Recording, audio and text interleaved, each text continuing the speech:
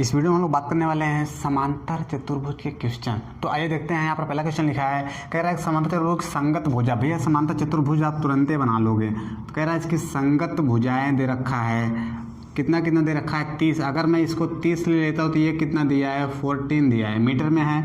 इसका एक विकर्ण दे रखा है, ये कितना दे रखा है 40 मीटर दे रखा है।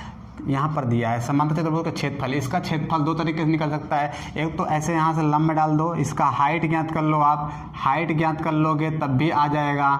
और दूसरा तरीका है एक त्रिभुज का क्षेत्रफल निकालो, उसका दोगुना कर दो तब भी आ जाएगा। तो हम लोग यही वाला त्रिभुज वाला लगाते हैं, आसानी से आ जाएगा। ये 14 तो ये भी 14। आपको बता रखे थे समांतर चतुर्भुज की सम्मुख भुजाएं बराबर होती है। ये 30 तो ये भी 30। हम लोग इसका क्षेत्रफल निकालते हैं। क्षेत्रफल कैसे आ जाएगा? इसके क्षेत्रफल का सूत्र होता है ब्रैकेट के अंदर S minus A, S minus B, S minus C. आप जानते भी होंगे एस क्या है, इसका पेरीमीटर।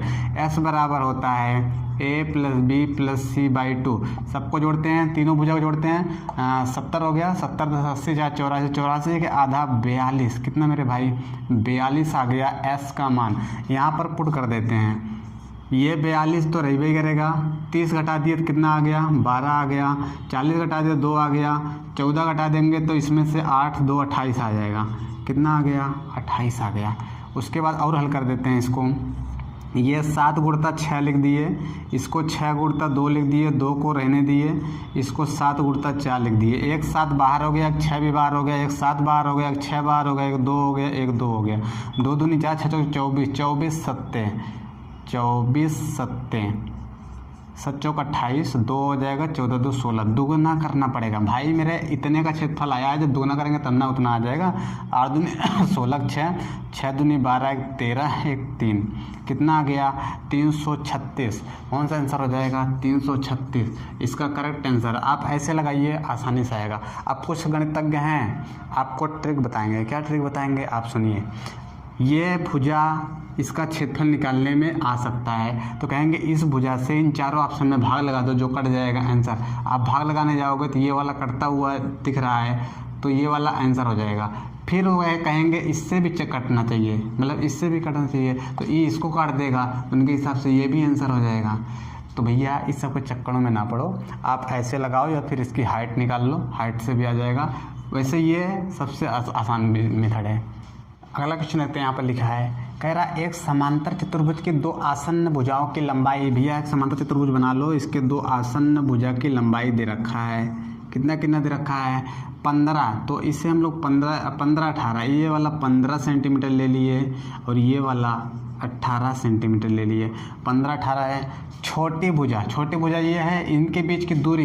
भैया ये दूरी नहीं है, जो दूरी नहीं है, दूरी हमेशा परपेंडिकुलर होता है। इनके बीच की दूरी कितना दे रखा है 12 सेंटीमीटर। तो बड़ी भुजाओं के बीच की दूरी, बड़ी भुजा ये है, अर्थात इसके बीच की दूरी निकालना है। तो हमने इसको पहले आपको फार्मूला बता रखा था समांतर चतुर्भुज के क्षेत्रफल निकालने का।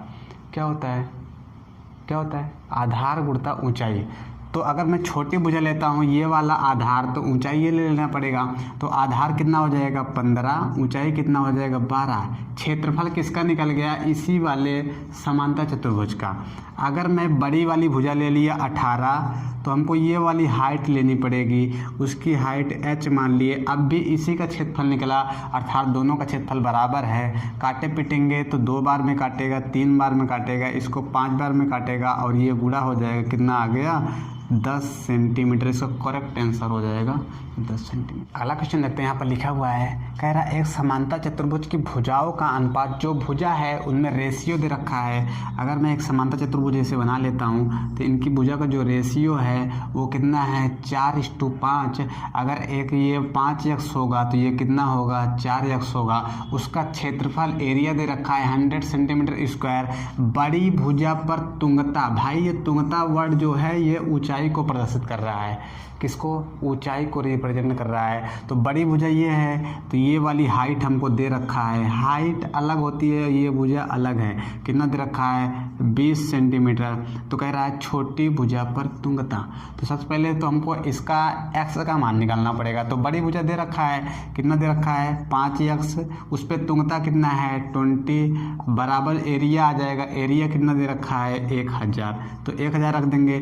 0 से जीरो गया, इसको ये 50 बार में काट दिया, x का मान कितना आ गया 10। अगर मैं 10 यहाँ रख देता हूँ तो ये कितना आ गया 40 आ गया। कितना आ गया मेरे भाई 40 आ जाएगा। तो 40 गुणा हाइट, ये छोटी भुजा का तुंगता पूछा है ना, तो ये ऊंचाई h मान लिए और क्षेत्रफल फिर से आ जाएगा कितना 1000। जीरो से जीरो गया, h बराबर 25 सेंटीमीटर इसकी क्या आ जाएगी छोटी भुजा की तुंगता यानी कि हाइट आ जाएगी इसकी कितना 25 सेंटीमीटर।